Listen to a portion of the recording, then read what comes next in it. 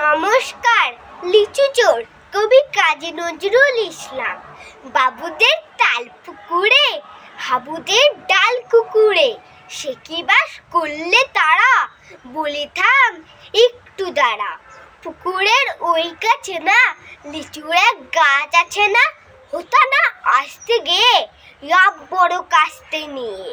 গাছে গিয়ে যেই চড়েছি, ছোট এক ডাল ধরেছি, ও বাবা মোরাত করে পড়েছি সরাজ জোরে।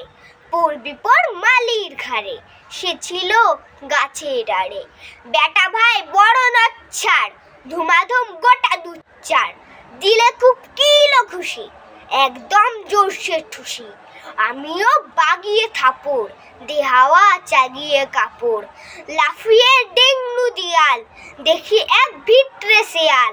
আরে ধ্যাত শিয়াল কোথা, ভেড়োটা দাঁড়িয়ে হতা, দেখে যেই আতকে ওঠা, কুকুরেও জুললে ছোটা।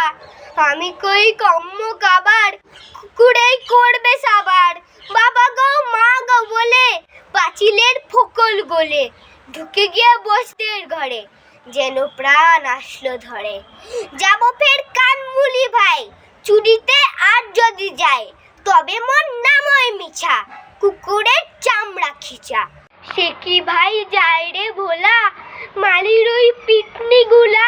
কি বলিস ফের হপ্তা, তৌবা না খপ্তা। নমস্কার।